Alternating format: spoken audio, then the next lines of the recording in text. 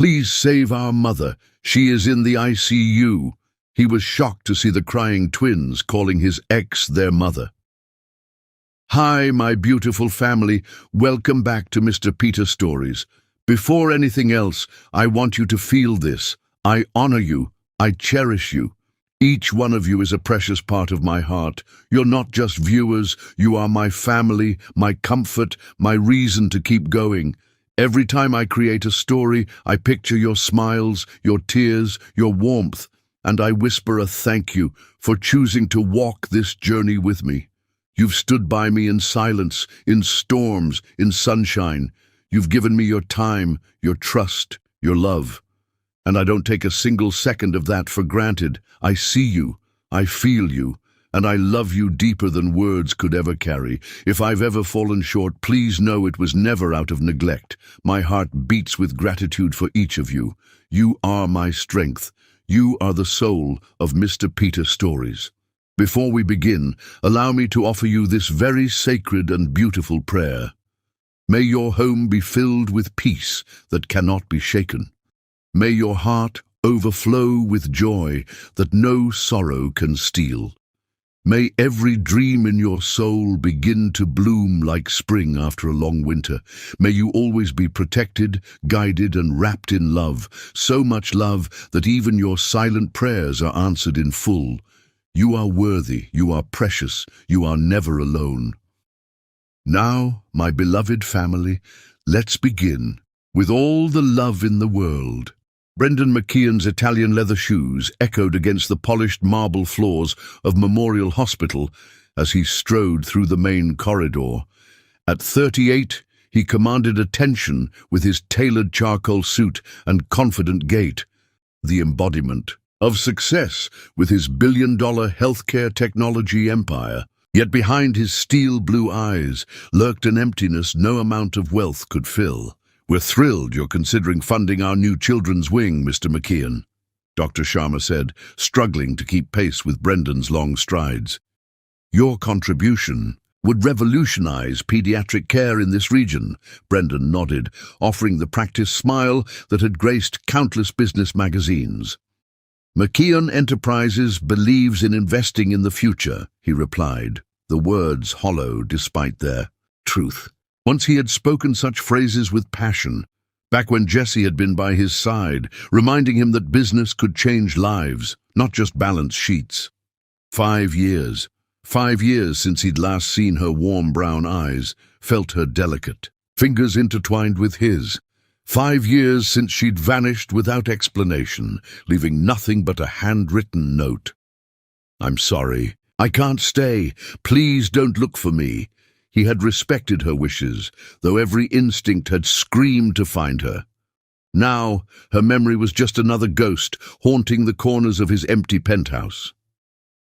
The current pediatric ward is this way, Dr. Sharma continued, gesturing toward a corridor branching left. As you'll see, we've outgrown... A sound cut through the hospital's sterile ambience, the unmistakable sob of a child. Then another, harmonizing in shared grief. Something about those cries pierced Brendan's carefully constructed armor, stopping him mid-stride. What's that? He asked, already turning toward the sound. Dr. Sharma glanced uncomfortably down the adjacent hallway. The intensive care waiting area. I apologize for the disturbance. Perhaps we should, but Brendan was already moving, drawn by an inexplicable pull toward those heart-wrenching sobs. As he rounded the corner, he saw them, 2 small children, huddled together on a waiting room bench, holding each other as tears streamed down their identical faces. A boy and girl, perhaps 6 years old, with caramel skin and curly dark hair, wearing matching blue school uniforms, now rumpled from hours of waiting. A nurse knelt before them, offering tissues with a sympathetic smile. It's going to be all right. Sweethearts, the doctors are taking very good care of your mommy. But when will she wake up? The little girl asked, her voice catching on each word. She always wakes us up with kisses. Who's going to wake her up? The question, so innocent and devastating, struck Brendan like a physical blow. Without conscious thought, he found himself approaching, kneeling beside the nurse to meet the children at eye level. "Hello there," he said, his voice gentler than it had been in years. "My name is Brendan." The twins looked up with wide, tear-filled eyes, hazel eyes with distinctive flecks of gold around the pupils. Eyes he recognized from countless mornings, waking beside them, from the photograph he still couldn't bring himself to remove from his bedside drawer. Jessie's eyes. "I'm Lily," the little girl said, with a hiccuping sob. "This is my brother Leo. Our mommy's very sick." "I'm sorry to hear that," Brendan replied, a strange tightness forming in his chest. "Is there someone here with you? Your dad, maybe? Or grandparents?" Leo shook his head, his small shoulders slumping. "It's just us and Mommy. She says we're a perfect triangle of love. But triangles have 3 points, and now it's just us two." The nurse stood, touching Brendan's shoulder. "Mr. McKeon, I should explain. These are the Liu twins. Their mother was brought in this morning after a serious car accident. She's in critical condition in the ICU. The name hit him like a thunderbolt. Liu. How many Jessie Lius could there possibly be in this city? And these children with those eyes? Liu, he repeated, his voice barely audible. Jessie Liu? The nurse nodded, surprise evident on her face. "Yes, do you know her?" Know her. He had loved her with every fibre of his being, had planned to. Proposed the very weekend she disappeared from his life. What were they? Girlfriend seemed too trivial, ex too dismissive for the woman who still occupied his dreams. Close once. May I ask what happened? Drunk driver ran a red light this morning after she dropped the twins at school. Hit her car on the driver's side. She's suffered significant trauma and hasn't regained consciousness. Brendan's mind raced, calculating the timing with business-like precision, despite his emotional turmoil. 6-year-old twins. Jessie had left exactly 5 years and 9 months ago. The math was undeniable, sending his world tilting on its axis. "Is anyone coming to stay with the children?" he asked, fighting to keep his voice steady as he looked at their small, vulnerable faces. Faces that somehow reflected his own features in subtle ways he hadn't initially noticed. "We've been trying to reach family, but Ms. Liu appears to be a single mother with no local relatives. Child Services has been notified, but that won't be necessary," Brendan found himself saying, though he'd made no conscious decision to speak. "I'll stay with them." Dr. Sharma, who had followed Brendan into the waiting area, cleared his throat. "Mr. McKeon, while your concern is admirable, perhaps we should continue our tour of the tour can wait," Brendan said, his tone brooking no argument. He reached for his phone, sending a rapid text to his executive assistant to clear his schedule indefinitely. The children were watching him with a mixture of confusion and hope, their tear-stained faces so trusting it made his chest ache. How many times had Jessie looked at him with that same trust? "You know our mommy?" Lily asked, a tiny frown forming between her brows, exactly where Jessie's appeared when she was puzzled. Brendan hesitated, uncertain how much to reveal. "Yes, from a long time ago. She's very special to me. She has a picture of a man she says was very special," Leo offered, his small hands fidgeting with a toy car pulled from his pocket. "She keeps it in her secret box and looks at it when she thinks we're sleeping. A picture. After all these years, she had kept a picture of him, just as he had kept countless memories of her tucked away, but never forgotten." "Would it be okay if I stay with you until we know your mommy is better?" Brendan asked, his voice thick with emotions he couldn't fully name. The twins exchanged a look, that silent communication unique to siblings who shared more than just birthdays. After a moment they nodded in unison. Leo scooted over on the bench, making space between himself and his sister. "You can sit in the middle," he offered solemnly. "Mommy says the middle is where the heart goes in our triangle." Brendan settled. Between them, feeling small hands slip naturally into his own, as if they had been waiting all their lives for his fingers to close around theirs. And perhaps they had. as the children leaned against him, their exhausted bodies seeking comfort. From the stranger with familiar eyes, Brendan stared at the ICU doors, beyond which Jessie fought for her life. 5 years of questions swirled in his mind, but one certainty emerged from the chaos. Whatever secrets lay between them, he would not leave these children, their children, alone. The business empire would wait. The meetings would be rescheduled. For the first time since Jessie had walked out of his life, Brendan felt something crack in the fortress around his heart, something that felt dangerously, wonderfully, like hope. Chapter 2. Beautiful Ghosts. Night had fallen outside Memorial Hospital, but Brendan McKeon remained vigilant in the waiting room, his suit jacket draped over Leo's small shoulders as the boy slept against his arm. Lily had finally surrendered to exhaustion as well, curled on the adjacent chair with her head resting on Brendan's lap. With tender care that surprised even himself, he gently stroked her curls that reminded him so much of her mother's. "Mr. McKeon?" A nurse approached quietly, careful not to disturb the sleeping children. "The doctor can give you an update on Ms. Lou's condition now." Brendan carefully extricated himself, making sure both twins were comfortable before following the nurse. His heart pounded against his ribs with each step toward the consultation room. 5 years of constructed defenses were crumbling by the minute. Dr. Martinez, the neurologist, greeted him with a solemn handshake. "Your family?" he asked, a clipboard tucked under his arm. The question hung in the air. What was he to Jessie now, to these children? Brendan hesitated, then straightened his shoulders. "Yes, I believe I'm the father of her children." The doctor's eyebrows raised slightly, but he continued professionally. "Ms. Lou suffered severe trauma in the accident. There's significant brain swelling, multiple fractures, and internal bleeding that required emergency surgery. We've induced a coma to give her brain time to heal." "Will she recover?" Brendan asked, his voice barely above a whisper. "It's too soon to say. The next 72 hours are critical. If the swelling subsides without complications—" The doctor paused. "She's young and otherwise healthy, which works in her favor." Brendan nodded, processing the information with the same focus he applied to corporate acquisitions. "May I see her?" "Briefly. She's not conscious, but some believe patients in her condition can still hear loved ones." Loved ones. The phrase echoed in Brendan's mind as he followed Dr. Martinez through double doors into the ICU. Was he still that? Had he ever stopped?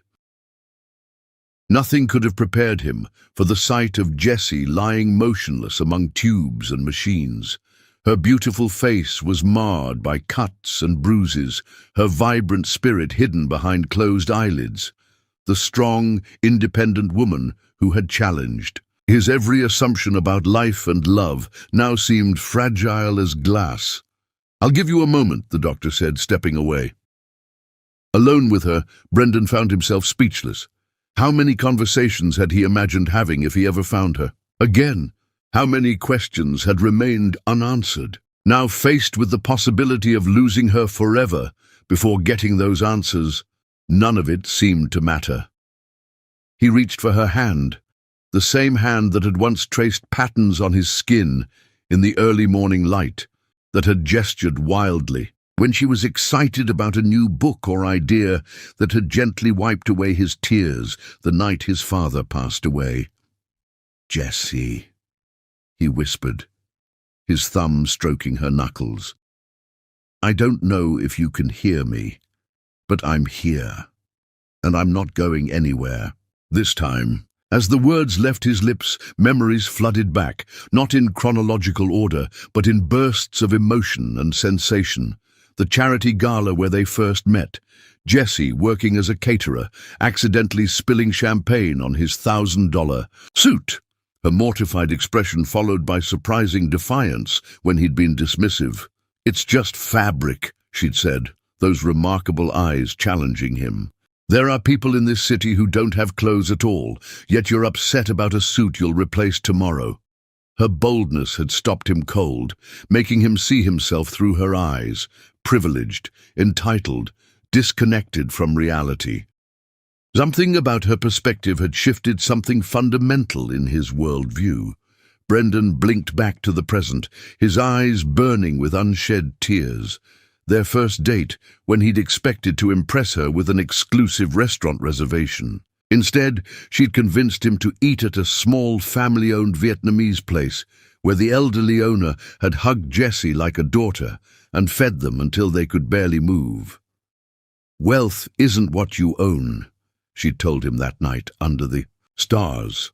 "It's what you share, what you build, what you leave better than you found it." He'd been building his company according to that philosophy ever since, though few knew she was the inspiration behind his most successful innovations. The weekend trip to the beach, where they'd talked until sunrise about their dreams. His too. Create healthcare technology that would be accessible even in remote regions. Hers, to open a community arts center for underprivileged children. "I'll fund it," he'd promised impulsively. "When the time is right." "No," she'd said, surprising him. "I don't want it handed to me. I want to build it myself, brick by brick if necessary. That's how you know something matters, by what you're willing to sacrifice for it." Had that been a clue? Had she already been preparing to make her own sacrifice, Mr. McKeon? The nurse's gentle voice pulled him from his memories. "I need to check her vitals." Reluctantly, Brendan released Jessie's hand. "I'll be back," he promised, though she couldn't hear him. Returning to the waiting area, he found a social worker speaking quietly with a hospital administrator, both casting concerned glances toward the sleeping twins. "Mr. McKeon," the social worker approached, extending her hand. "I'm Claire Wilson from Child Protective Services. I understand you've been staying with the Liu children." "Yes," he confirmed, instantly alert to the potential threat of separation. "While we appreciate your concern, we'll need to place them in emergency foster care until their mother's condition stabilizes or until we can locate relatives." "That won't be necessary," Brendan stated firmly. "I have reason to believe I'm their father." Claire's professional demeanor didn't waver. "Do you have any legal documentation of paternity? Are you listed on their birth certificates?" "No, but—" "Then I'm afraid we have protocols to follow. The children's their well-being is precisely why they should stay with me," Brendan interrupted, keeping his voice low to avoid waking the twins. "They've just experienced a traumatic event. Placing them with strangers would only compound their distress." He pulled out his phone, scrolling quickly through photos before finding one of himself and Jessie from 5 years ago. "This is their mother and me. Our relationship ended shortly before the twins would have been conceived. Look at them. They have my eyes, my chin." Claire studied the photo, then looked toward the sleeping children with a trained observer's eye. "There is a resemblance," she acknowledged cautiously. "But without legal confirmation, I'll submit to a DNA test immediately," Brendan offered. "But in the meantime, I'm not leaving them." His tone left no room for negotiation. The same voice that had closed billion-dollar deals and transformed industries. But this wasn't business. This was something far more precious. The social worker's expression softened slightly. "I can arrange for an emergency custody order until paternity is established, but I'll need references, background checks. Call anyone you need to. Run any check. I have nothing to hide," Brendan said, pulling out his business card and handing it to her. "My company has contracts with the government, so I've been thoroughly vetted." As they discussed logistics, a small voice interrupted them. "Where's Mommy?" Lily asked, her eyes wide and frightened as she clutched the sleeve of Brendan's shirt. Brendan immediately knelt to her level. "Your mom is still sleeping, sweetheart. The doctors are taking very good care of her. Can we see her?" Leo had awakened too, still wrapped in Brendan's jacket that swallowed his small frame. Brendan looked questioningly at Claire, who nodded slightly. "Just for a minute," Brendan told them, taking each child by the hand. "She might not wake up right away, but I bet she knows you're there." As they approached the ICU, Brendan lifted each child to see through the window to Jessie's room. Their small faces pressed against the glass, hands splayed as if trying to reach through to her. "Why does she have all those tubes?" Leo asked, his voice trembling. "They're helping her body heal," Brendan explained gently. "Like how you need special tools to fix broken toys." Lily's eyes filled with fresh tears. "Who's going to take care of us until she wakes up?" The question hung in the air between them. The same question that had been haunting Brendan since the moment he'd heard their cries in the hospital corridor. "I will," he said, the words feeling right as they left his lips. "If that's okay with you both." The twins exchanged that silent communication again, a language only they understood. "Did you know our mommy before?" Lily asked, studying his face, with an intensity that reminded him painfully of Jessie. "Yes," Brendan admitted, choosing honesty. "We were very close friends a long time ago." "Why didn't you visit us before?" Leo's question was innocent but piercing. How could he explain what he didn't understand himself? That their mother had disappeared from his life without explanation, that he might have been their father all these years without knowing. "Sometimes grown-ups make complicated choices," he said carefully. "But I'm here now, and I'll stay as long as you need me." To his surprise, Leo reached up and patted his cheek with a small hand. "Mommy says everyone deserves a second chance." The simple statement, delivered with a child's unwavering conviction, threatened to crumble what remained of Brendan's emotional walls. Was that what this was? A second chance he'd never dared hope for? Later, after settling the twins in the hospital's family room with blankets and pillows from the nurse's station, Brendan sat watching them sleep. His phone buzzed incessantly with messages from his executive team about meetings and decisions requiring his attention. But for the first time in his career, the business empire he'd built seemed inconsequential.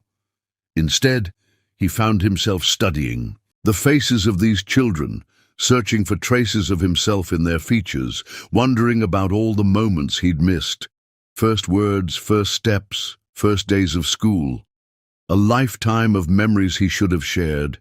Had Jessie kept them from him deliberately, or had she tried to reach him and failed? The questions circled like restless birds in his mind, but as he watched the gentle rise and fall of the twins' chests, he realized the answers mattered less than he'd thought. What mattered was that they were here now, these beautiful ghosts of a love he'd never truly buried. And whatever secrets lay between him and Jessie, whatever pain or misunderstanding had separated them, he was determined to be the father these children deserved, even if it meant rewriting every priority he'd lived by for the past 5 years. Chapter 3: Refuge of the Heart. Dawn broke over the city skyline as Brendan's private car pulled up to his penthouse building. He glanced at the rearview mirror, his heart constricting at the sight of the twins asleep in the back seat, their heads tilted together like small birds seeking warmth. After a night of negotiations with the hospital administration and child services, he'd secured temporary guardianship pending DNA confirmation of paternity. "We're home," he said softly, the word feeling strange on his tongue. His penthouse had always been a place, luxurious and impressive, but never truly a home. Now, looking at these sleeping children, he wondered if that might change. Leo stirred, first blinking owlishly at the towering glass building before them. "Is this where you live? It looks like a castle in the sky." Despite his exhaustion, Brendan smiled. "Something like that, though I'm afraid it's not very child-friendly." "So, you have toys?" Lily asked, rubbing sleep from her eyes. "Not yet," Brendan admitted, "but we can fix that." The penthouse elevator opened directly into his living room, a masterpiece of modern design with floor-to-ceiling windows, minimalist furniture in shades of grey and black, and abstract art. Worth more than most people's houses. Nothing soft, nothing welcoming, nothing that suggested children had ever set foot inside. "Wow," Leo whispered, his small sneakers squeaking against the polished concrete floors. "It's like a spaceship." Brendan saw his living space through their eyes. Cold, sterile, impersonal. When had that become acceptable to him? Before Jessie, he'd surrounded himself with warmth and texture. After she left, he'd stripped his life to essentials, as if comfort itself reminded him too much of what he'd lost. "Are you hungry?" he asked, leading them toward the kitchen, all gleaming stainless steel and untouched appliances. He realized, with a pang, that he couldn't remember the last time he'd actually cooked here, rather than ordered in or eaten at restaurants. The twins nodded in unison, their eyes wide as they took in their surroundings. Brendan opened his refrigerator, finding it embarrassingly empty, some protein shakes, a bottle of champagne, and takeout containers. "I'll call for breakfast," he said, reaching for his phone. "What do you like?" "Mummy makes us pancakes on Fridays," Lily offered. "With faces." "Pancake faces. She uses bananas for smiles and berries for eyes," Leo explained matter-of-factly, "and whipped cream hair." The image of Jessie creating breakfast art for their children while he conducted multinational conference calls in this sterile space hit Brendan with unexpected force. How different their lives had been all these years. "I'll order something special," he promised, sending a quick text to his assistant. Miranda had been with him for 3 years, managing his life with ruthless efficiency. If anyone could handle an emergency breakfast delivery, it was she. While waiting, Brendan gave the twins a tour of the penthouse, increasingly aware of its unsuitability for children. Sharp-edged furniture, priceless art within grabbing distance. No safety locks on cabinets filled with crystal and liquor. "Where will we sleep?" Leo asked, his small hand trailing along the cool leather of Brendan's sofa. It was a question Brendan hadn't considered in the rush to bring them home. "I have a guest room," he said, "and we can shop for proper beds today." His phone rang. Miranda, no doubt wondering why her fastidious boss had suddenly disappeared from the corporate radar. "Brendan McKeon," he answered automatically. "Mr. McKeon, you missed the quarterly board meeting this morning." Miranda's crisp voice held a note of concern beneath her professional tone. "And you have the merger discussion with Nordic Health in 15 minutes. Should I reschedule?" Reality crashed back. The business empire didn't stop turning because his personal life had imploded. Thousands of employees counted on him, investors, partners, patients whose lives depended on McKeon Technologies. "Yes, reschedule everything for the next week," he said, watching as the twins explored his balcony, pressing their small faces against the glass to see the city below. "Something urgent has come up, sir." The shock in Miranda's voice was evident. In 5 years, Brendan McKeon had never voluntarily rescheduled a meeting, let alone an entire week. "I need you to arrange a few deliveries to my penthouse. Children's beds, clothes, toys." He hesitated, then added, "And breakfast, something with pancakes and fruit. Enough for 3. The silence on the other end lasted several seconds. "Children, sir?" "It's complicated, Miranda. I'll explain later. For now, I need those deliveries as soon as possible." After ending the call, Brendan joined the twins on the balcony. The morning sun illuminated the city beneath them, a sprawling testament to human achievement. Yet for the first time in years, Brendan found himself uninterested in the view he'd paid millions to possess. Instead, he watched the children, their expressions of wonder as they spotted a helicopter, their identical way of standing on tiptoes. To peer over the railing held securely by his hands around their waists, these small humans who shared his blood, who might have called him Daddy all these years if circumstances had been different. A knock at the door announced the breakfast delivery, a feast of pancakes, fruits, and pastries that made the twins' eyes widen with delight. The catering staff had followed his assistant's instructions perfectly, creating pancakes with fruit faces and whipped cream hair. "Just like Mommy's," Lily exclaimed, her earlier sadness momentarily forgotten in childish joy. As they ate, Brendan found himself studying them with growing fascination. Leo methodically separated each element of his breakfast before eating, just as Brendan had done since childhood. Lily spoke with her hands, gesturing expressively between bites. Jesse's mannerism exactly. They were like living puzzles, pieces of himself and the woman he had loved combined in ways he was only beginning to recognize. "Will Mommy get better today?" Leo asked suddenly, his fork pausing midway to his mouth. Brendan chose his words carefully. "The doctors are doing everything they can, but your mom's injuries are serious, so she needs time to heal." "How much time?" Lily persisted. "I don't know yet," Brendan admitted, "but we can visit her later today if you'd like." The twins nodded solemnly, and Brendan felt a surge of protectiveness so powerful it nearly took his breath away. These children, his children, were facing the possible loss of the only parent they'd ever known. Whatever complicated feelings he harbored toward Jesse for keeping them from him, he wouldn't let them face this fear alone. The day passed in a blur of deliveries and adjustments. Children's beds with colorful linens appeared in the guest room. Clothes in approximately the right sizes filled previously empty drawers. Toys transformed his minimalist living room into something approaching a home.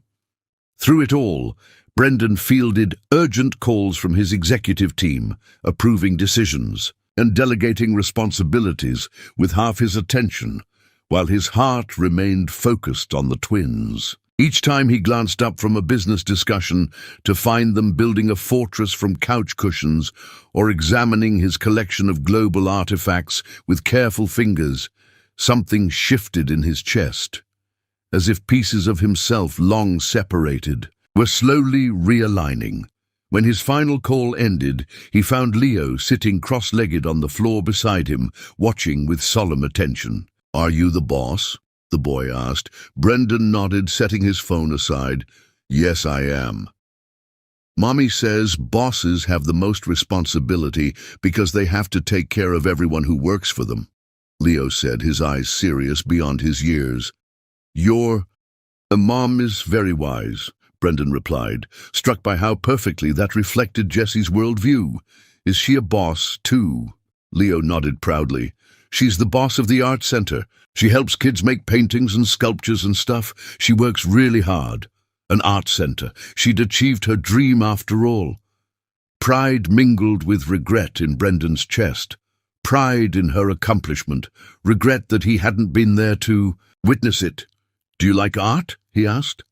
"I like building things better," Leo admitted. "Lily's the artist. Mommy says she gets that from her daddy." The casual reference to himself, a father the children didn't know they had, sent a jolt through Brendan's system. Had Jesse told them about him?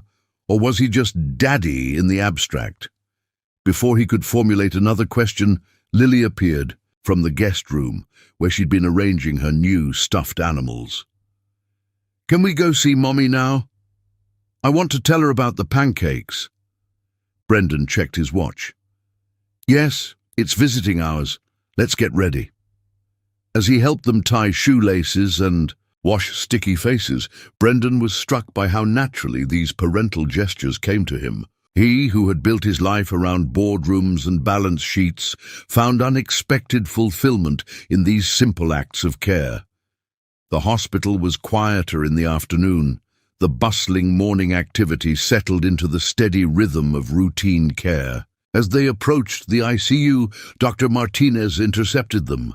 "Mr. McKeon, could I speak with you privately for a moment?" Brendan's heart skipped a beat. "Is there news?"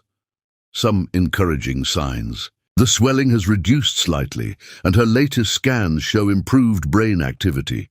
Relief washed over him like a physical wave. She's going to wake up?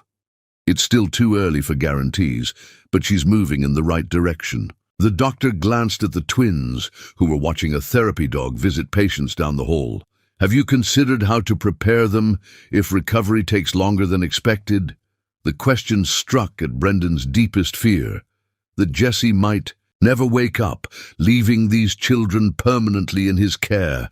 Not that he wouldn't embrace that responsibility, but the thought of them losing their mother made his chest ache.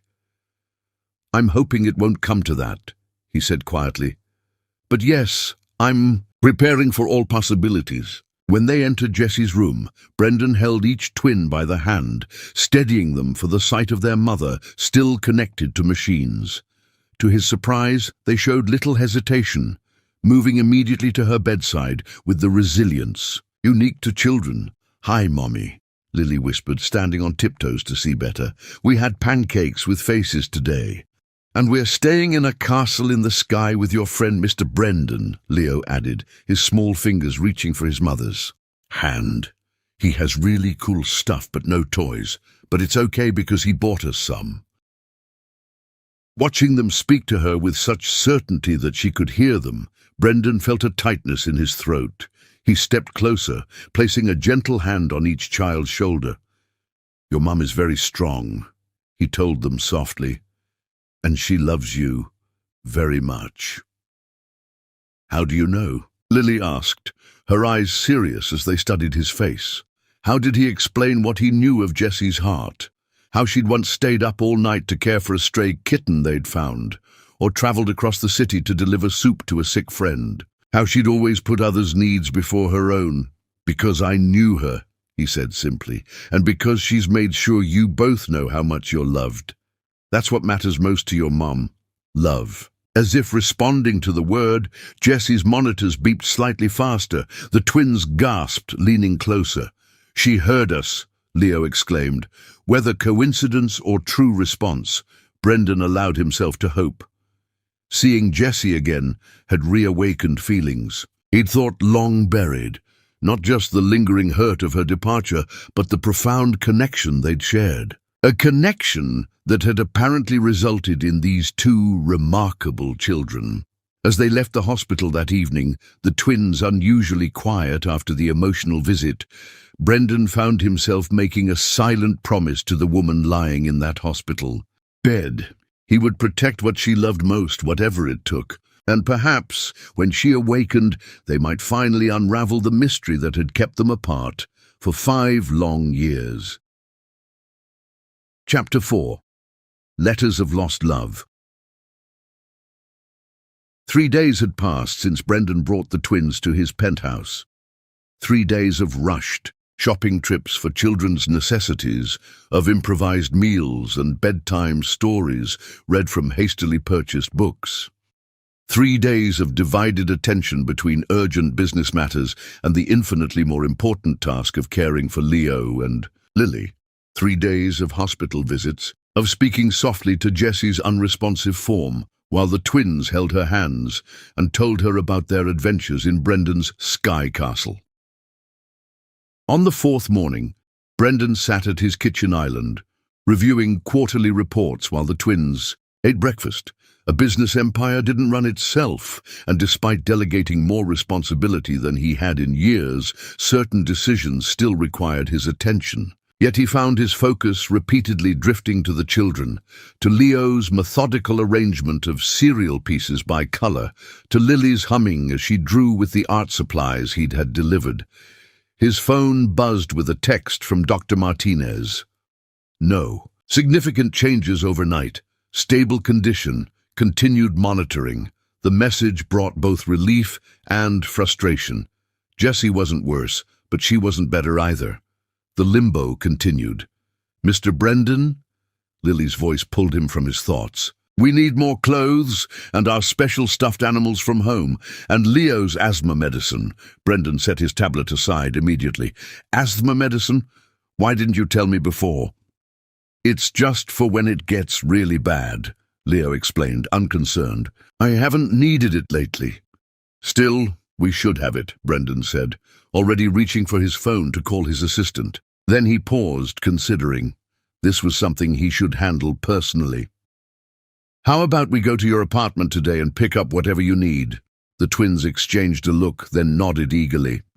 An hour later, Brendan's driver parked outside. A modest apartment building in a developing neighborhood across town. As different from his luxury high-rise as possible, the brick building had window boxes filled with flowers and children's bicycles chained near the entrance.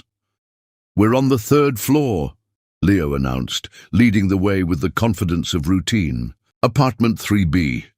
Standing before Jesse's door, Brendan hesitated.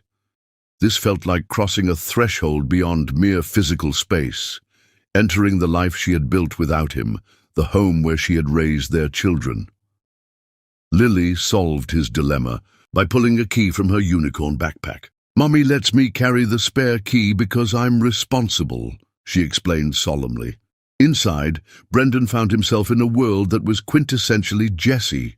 Warm colors, bookshelves overflowing with volumes on art, history, and children's literature, plants in colorful pots, walls decorated with a mixture of professional artwork and children's creations. A far cry from his minimalist penthouse, this space felt truly lived in, infused with personality and love. "I'll get my medicine," Leo called, heading toward what must be the bathroom. "And I'll get Sparkles and Mr. Whiskers," Lily added, disappearing into a bedroom. Left alone, Brendan moved slowly through the living room, absorbing details of the life Jesse had created. Photos lined the mantel above a small fireplace, the twins at various ages, from infancy to recent months. His heart constricted at the tiny newborns in matching yellow hats, at the toddlers taking first steps, at school portraits showing their growing resemblance to both him and Jesse. 5 years of moments he should have shared. A framed certificate caught his eye. Jessie Liu, Executive Director, Rainbow Bridge Community Arts Center. She had achieved her dream after all. Pride mingled with regret in his chest. "That's where Mommy works," Leo said, returning with an inhaler. "We go there after school. There's lots of kids and art stuff." "It sounds wonderful," Brendan replied, careful to keep his voice steady despite the emotion threatening to overwhelm him. "Your mom always wanted to create a place like that." "How do you know?" Lily asked, reappearing with 2 well-loved stuffed animals, a sparkly unicorn and a grey cat missing one eye. The innocent question left Brendan momentarily speechless. How much should he tell them? How much could they understand? "Your mom and I used to talk about our dreams," he said finally. "A long time ago. Were you her boyfriend?" Leo asked with a child's directness. Brendan nodded, his throat tight. "Yes, I was." "She keeps a picture of a man in her special box," Lily informed him, hugging her unicorn to her chest. "Sometimes she looks at it when she thinks we're sleeping." "A special box," Brendan echoed, his heart suddenly racing. "It's under her bed," Leo said. "We're not supposed to touch it, but we peeked once. It has letters and pictures and stuff under her bed. The most cliched hiding place, yet perfect in its simplicity." Brendan glanced toward what must be Jesse's bedroom, the door slightly ajar. "Why don't you both pack some clothes and toys while I check if there's anything we need from your mom's room? Maybe bills that need to be paid or important papers." The twins agreed easily, returning to their shared bedroom while Brendan approached Jesse's door with trepidation. Opening it felt like an invasion of privacy, yet he was drawn forward by an inexorable need to understand. Her bedroom was simply furnished, but deeply personal. Books stacked on the nightstand, a colorful quilt that he recognized with a jolt. They had purchased it together at an art fair in their first year dating. A silver frame on the dresser held a photo of the twins as infants. Kneeling beside the bed, Brendan reached underneath, his fingers finding a wooden box about the size of a shoebox. He pulled it out, his hands trembling slightly as he removed the lid. Inside, neatly organized, lay the physical artifacts of their shared past and of the years that followed. Concert ticket stubs from shows they'd attended together. The smooth stone he'd given her from the beach where they'd first said, "I love you," a pressed flower from the bouquet he'd brought to apologize after their first serious argument, and photographs. Dozens of them spanning their relationship, Brendan and Jessie laughing in the rain, sitting on his apartment rooftop watching fireworks, dancing at his company's launch party, her blue dress swirling around her legs. But it was the stack of envelopes beneath these mementos that drew his attention, envelopes addressed to him in Jessie's distinctive handwriting, but never sent. With shaking hands, Brendan withdrew the first letter, dated just weeks after she had disappeared from his life. The paper was slightly crinkled, as if it had been dampened and dried, by tears perhaps. Dearest Brendan, it's been 23 days since I left, and every one of them has been torture. I keep reaching for the phone to call you, but then remember why I can't, why I shouldn't. I'm pregnant. Twins, the doctor says. I saw them on the ultrasound today, 2 tiny heartbeats flickering like distant stars. Our children, Brendan, yours and mine. You might wonder why I didn't tell you before leaving. The truth is, I overheard your conversation with the board members that night after the gala, about the 5-year expansion plan, about how children and family would derail everything you've worked for, how you wanted to wait until your company was established before complicating your life with dependents. I couldn't be the reason your dreams were deferred or destroyed. I've seen what resentment does to families, how children sense when they're considered burdens rather than blessings. I couldn't bear the thought of our children feeling that way, or of you sacrificing your vision because of an unexpected pregnancy. So I made the hardest choice of my life, to leave before you had to choose between your dreams and mine, between your future and these tiny lives we created. I love you too much to diminish your light, Brendan. That's what real love is. Wanting the other person's highest good, even when it breaks your heart. Forever yours, Jessie. Brendan's vision blurred as he finished reading, memories rushing back of that board meeting, how he had parroted his mentors, advice about delayed family planning without truly examining his own desires, words spoken carelessly that had altered the course of 3 lives, now 5. He reached for the next letter, dated several months later. Brendan, the twins were born yesterday. A boy and a girl, perfect in every way. The boy has your eyes exactly, right down to those gold flecks around the pupils. The girl has your smile. And my hair. They're beautiful, Brendan. You would be so proud. I've named them Leopold Brendan and Lily Rose. Leo and Lily. I hope you don't mind that I gave our son your name. Somehow it felt right that he should carry a piece of you with him. Always the nurses asked about their father. I told them he was a brilliant, kind man who would have loved them very much if he had known them. It wasn't a lie. I saw your company's breakthrough made the national news. The medical imaging technology you developed is going to save countless lives.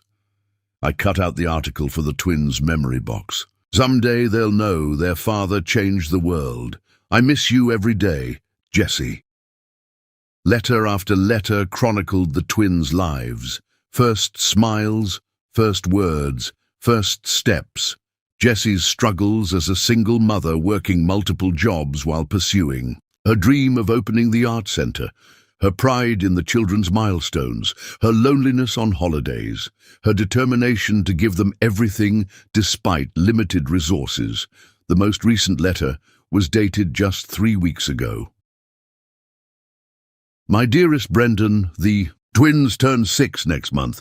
6 years since I made the choice that changed all our lives. 6 years of wondering whether I did the right thing. Your company has become everything you dreamed, even more. I see your face on business magazines at the grocery store checkout. I hear about your innovations changing healthcare worldwide. You've achieved everything you set out to do and more. Would that have been possible with 2 unexpected children and a struggling artist for a partner? I still don't know, but the twins are asking more questions about their father now. They deserve more than vague answers and hidden photographs. They deserve to know the remarkable man whose blood runs in their veins, whose generosity of spirit and brilliant mind I see reflected in them every day. I've decided to contact you after their birthday. Whatever your response, anger, indifference, legal action, I'll accept it. But they deserve the chance to know you, and you deserve to know them. They are your greatest achievement, Brendan, though you don't know it yet. Greater than any company or innovation. They are the best of you and me, combined in miraculous ways. I never stopped loving you. Not for a single day. Always, Jessie. Brendan lowered the letter, his face wet with tears he hadn't realized were falling. The truth hit him with stunning clarity. She hadn't abandoned him out of indifference or callousness. She had left out of love, a selfless, sacrificial love that prioritized his dreams and their children's well-being above her own happiness. And she had been planning to contact him. If not for the accident, he might have received a call or letter within weeks. The timing was almost cruel in its irony. "Mr. Brendan?" Leo's voice startled him. The boy stood in the doorway, watching with solemn eyes. "Are you crying?" Brendan quickly wiped his face, but didn't deny it. "Sometimes adults cry when they feel a lot of things at once," he explained, carefully returning the letters to their envelopes. Leo approached, his small hand coming to rest on Brendan's shoulder with surprising tenderness. "Mommy says it's good to cry sometimes. It means your heart is working right." "Your mom is very wise," Brendan replied, his voice thick with emotion. Leo's gaze fell to the box of mementos. "That's her special box. We're not supposed to look inside." "I know. I shouldn't have opened it without permission," Brendan admitted. "But sometimes, to help someone, you need to know their secrets." The boy seemed to consider this, then nodded, as if accepting the explanation. "Did you find out how to help Mommy?" "I think maybe I did," Brendan said softly, replacing the box exactly where he'd found it. "I learned that your mum loves you and your sister more than anything in the world." "We know that already," Leo said with the innocent certainty of a child, secure in his parents' love. "She tells us every day." As they finished gathering the twins' belongings, Brendan's mind raced with revelations. The twins weren't just his biological children. They carried his name, knew stories about him, had been taught to respect and admire him even in his absence. Jessie had given them roots and identity, despite the circumstances of their separation, and she had never stopped loving him, just as he had never truly stopped loving her. On the drive back to his penthouse, Brendan made a silent vow to the woman fighting for her life in that hospital bed. If she recovered, when she recovered, he would prove himself worthy of the love and sacrifice she'd shown. He would be the father these children deserved, and the partner she had always believed he could be. And if fate was cruel enough to take her from them, he would make sure her children never forgot the remarkable woman who had loved them enough to make the hardest choice of all. Chapter 5. Heart's Recognition. The penthouse had changed in just 1 week. Colorful artwork now adorned walls that had previously displayed only abstract minimalist pieces. Toys were organized in decorative bins where design magazines had once been meticulously arranged. Family photos, newly printed from Jessie's digital albums, stood in simple frames on surfaces that had previously held only the most tasteful decorative objects. Brendan sat at his dining table, now covered with breakfast dishes and children's drawings rather than spread financial reports, watching as Leo carefully constructed a tower of blocks while Lily created a watercolor masterpiece beside him. The morning sun illuminated their faces, highlighting the features they had inherited. From him, Leo's determined concentration, Lily's creative intensity, his children. The DNA test results had arrived yesterday, confirming what his heart already knew. Leopold Brendan and Lily Rose Lou were unquestionably his biological children, sharing his rare blood type and genetic markers that left no room for doubt. "Mr. Brendan, Lily said, looking up from her painting. Can we video call Miss Angela today? She runs the art classes when Mommy's busy, and she said she would read us a story. Of course, Brendan replied, making a mental note to contact the assistant director of Jessie's art centre. He had already spoken with her several times, arranging for the centre to continue operating in Jessie's absence and ensuring all employees would be paid. And I was thinking we might visit your school today to pick up your assignments and let your teachers know you're okay. Leo looked up from his block tower, a shadow of worry crossing his face. Will we have to tell them about Mommy?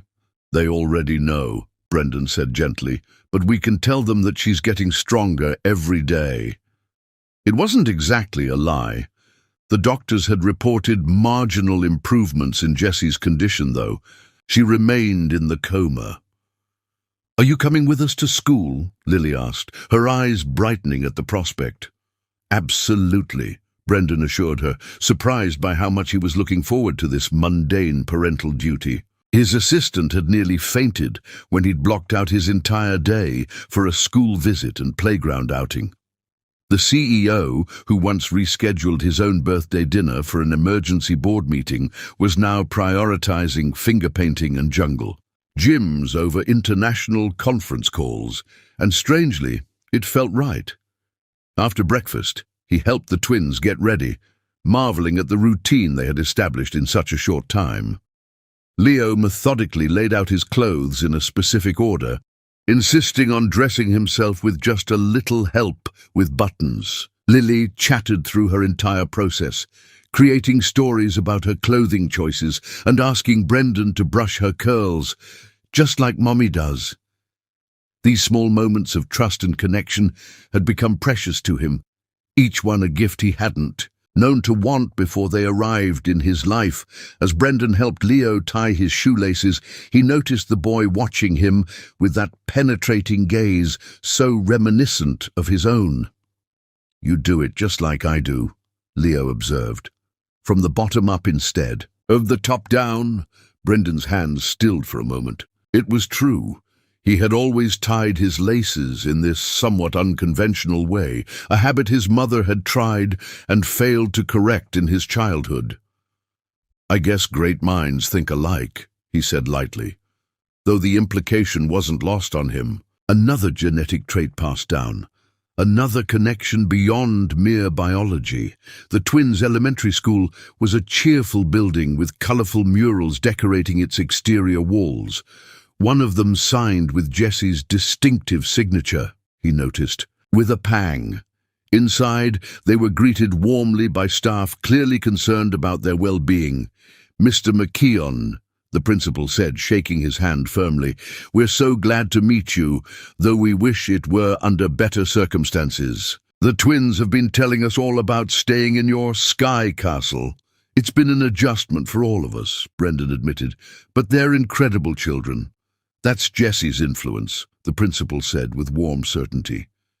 She's one of our most involved parents, despite her busy schedule. She never misses a school event or parent conference. The casual praise of Jessie's parenting, coming from a professional who observed dozens of families, filled Brendan with both admiration for the mother she had become and regret for all he had missed. While he had been building a corporate empire, she had been laying the foundation of something far more valuable. As they toured the school, pride swelled in his chest, watching the twins interact with their teachers and classmates. They were well-liked, academically strong, and emotionally secure, a testament to Jessie's parenting despite challenging circumstances. In Leo's classroom, the teacher showed Brendan a science project the boy had created, a solar system model with detailed research notes written in careful handwriting. Leo has an exceptional analytical mind, she explained. He approaches problems methodically and thinks through all possibilities before proceeding. Quite remarkable for his age. In Lily's classroom, her art was displayed prominently, vibrant, paintings showing creativity and technical skill beyond her years. She has her mother's artistic talent, the art teacher commented, but there's something in her approach to composition, the way she structures her work, that's quite different from Jessie's style. More structured, Brendan supplied, recognizing in Lily's artwork the same organizational principles he applied to his own projects and designs. The teacher nodded. Exactly. A perfect balance of creativity and precision. By the time they left the school with assignments and well-wishes for Jessie, Brendan felt as though he had glimpsed another dimension of his children's lives, and by extension, of Jessie's life as a mother. The person she had become in his absence was even more remarkable than the woman he had loved. That afternoon, after a promised trip to the playground where the twins gleefully demonstrated their climbing abilities, they returned to the penthouse for lunch. As they ate sandwiches cut into shapes at Lily's insistence, Brendan's phone rang with the hospital's number. His heart skipped a beat as he answered, stepping away from the table. "Brendan McKeon speaking." "Mr. McKeon, this is Dr. Martinez. I wanted to update you personally on Miss Lou's condition." "Has something changed?" Brendan asked, his grip tightening on the phone. "We've been gradually reducing her sedation over the past few days, and her brain activity is showing positive responses. We'd like to try bringing her fully out of the medically induced coma tomorrow morning, if you'd like to be present." "Yes," Brendan said immediately. "Yes, I'll be there. Should I bring the children?" There was a slight hesitation on the other end. "Perhaps not initially.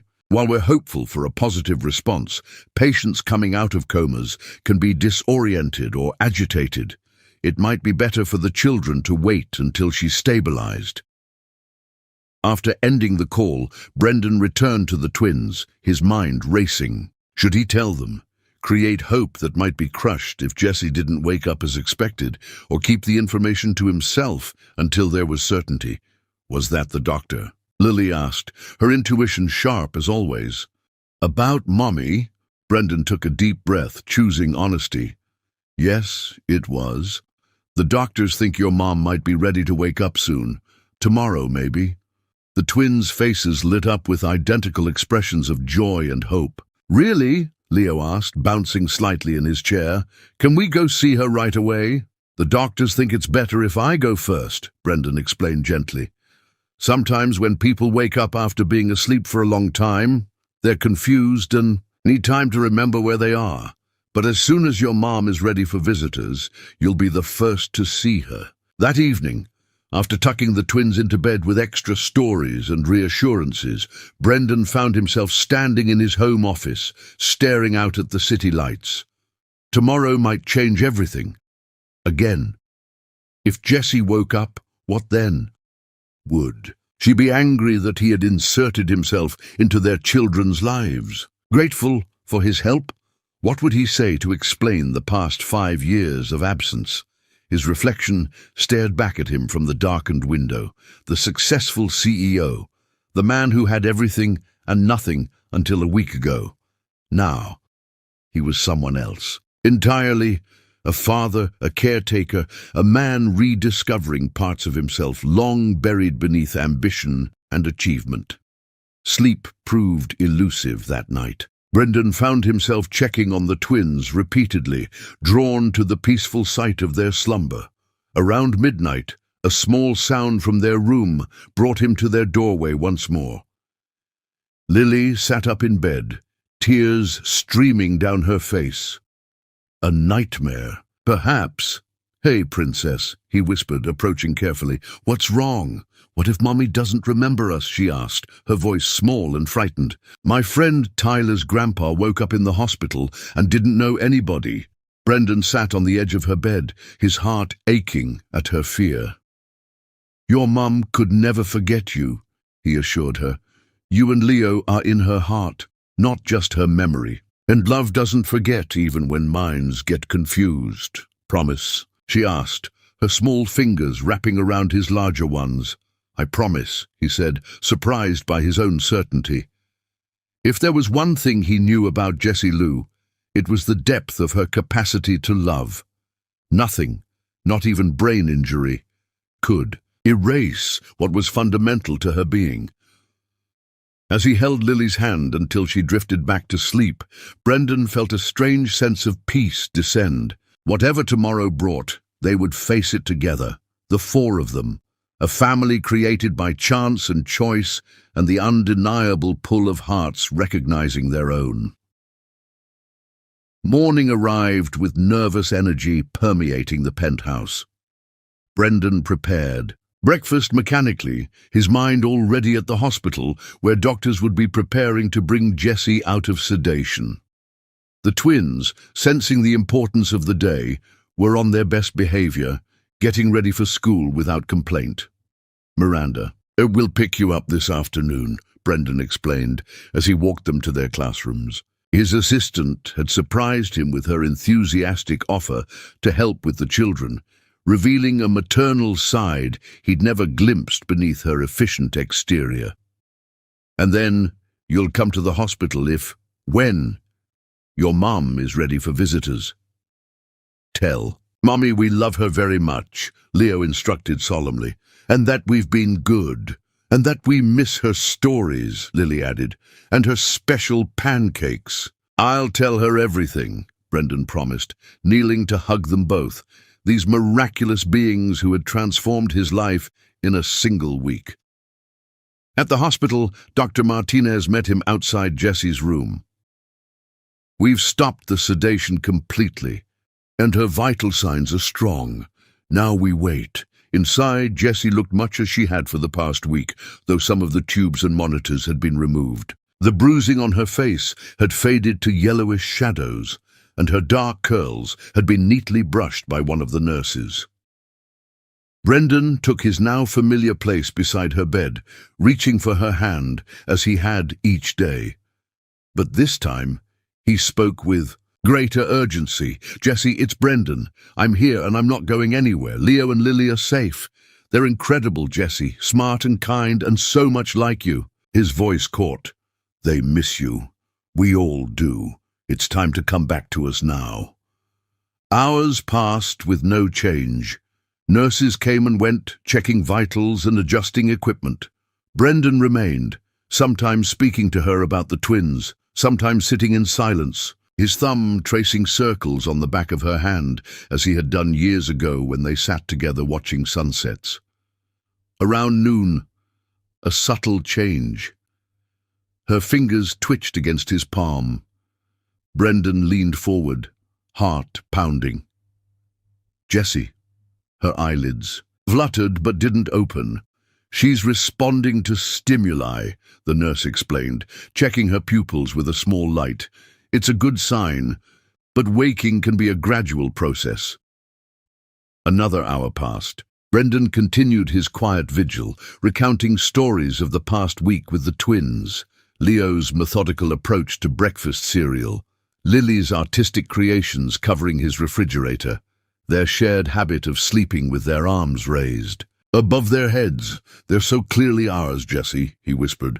"I see you in them every day. I see us." As if responding to his voice, Jessie's eyes finally opened, those remarkable eyes that had captured his heart from their first meeting. They were unfocused at first, blinking against the light. "Jessie," he said again, hardly daring to hope. Her gaze slowly found his face, confusion evident as she tried to place him in her disoriented state. The monitor beside her bed registered an increased heart rate. "It's okay," Brendan soothed. "You're in the hospital. You were in an accident, but you're going to be all right." Recognition dawned in her eyes, followed immediately by panic. Her lips moved, forming a word with no sound. Brendan leaned closer. "The twins," she managed, her voice barely audible after weeks of disuse. "My babies." "They're safe," he assured her quickly. "Leo and Lily are perfectly fine. They're at school right now." Relief flooded her features, followed by growing awareness of who was speaking to her. Her eyes widened as full recognition set in. "Brendan," she whispered, as if saying a name from a dream. He nodded, unable to speak past the lump in his throat. "How?" Her voice faded, the effort of speaking clearly exhausting. "I was at the hospital for a meeting when they were brought in," he explained gently. They've been staying with me while you recover." Confusion, followed by understanding, crossed her face. Her gaze searched his, asking the question she couldn't voice. "Yes, I know," he confirmed softly. "I know they're mine, ours." Tears filled her eyes, spilling onto her cheeks. Whether from relief, fear, or some combination of emotions, Brendan couldn't tell. He reached up to wipe them away with gentle fingers. "We'll figure everything out," he promised. "But right now all that matters is that you're awake. The twins have been so brave, Jessie. You'd be proud of them." "You've been—" she began, struggling to form the words. "Taking care of them? Yes. Getting to know them. They're amazing, Jessie. You've done an incredible job." A small smile touched her lips, the first he'd seen in over 5 years. It transformed her face despite the pallor and lingering bruises, reminding him with stunning clarity of everything he had lost and might now have found again. "Rest now," he told her, sensing her exhaustion. "The kids will be so excited to see you later if you're up to it." Her eyelids drooped, but her fingers tightened around his in a silent request for him to stay. Brendan squeezed back gently, a promise without words. As she drifted back to sleep, natural sleep this time, not the artificial unconsciousness of the coma, Brendan felt something shift and settle in his chest. The recognition of what truly mattered, of who truly mattered, the woman who had given him 2 precious children, the family he never knew he had, the future he hadn't dared to imagine. Until now. Chapter 6. Awakening to Love. Sunlight streamed through the hospital window, casting a golden glow across Jessie's bed. 3 days had passed since she had first opened her eyes, each day bringing improved strength and clarity. The doctors were amazed by her progress, attributing it to her youth, overall good health, and remarkable determination. Brendan stood in the doorway, momentarily unnoticed, watching as Jessie spoke softly with Dr. Martinez. Even in a hospital, gown with her dark curls pulled back in a simple ponytail, she took his breath away. The same effect she'd had on him from their first meeting 5 years ago. "Well, Ms. Liu, I'm pleased with your recovery so far," the doctor was saying. "Your neurological responses are excellent, and the fractures are healing well. I think we can discuss discharge planning in the next few days." "Thank you, Doctor," Jessie replied, her voice stronger than yesterday but still carrying the softness of exhaustion. "I appreciate everything you've done." As the doctor turned to leave, he nodded to Brendan with quiet approval. They had spoken earlier about Jessie's remarkable progress, though the road to full recovery would still be long. "Good morning," Brendan said, stepping into the room with a small bouquet of gardenias, Jessie's favorite flowers that he'd sent his assistant across town to find. "You're looking better today." Her eyes met his, filled with a complex mixture of emotions he couldn't fully decipher. "Thank you," she said, accepting the flowers and breathing in their fragrance. "They're still my favorite." "You remembered." "I remember everything," he admitted quietly, taking the seat beside her bed that had become his over the past weeks. A silence stretched between them. Not uncomfortable, but heavy with unspoken words. For the first time since her awakening, they were truly alone.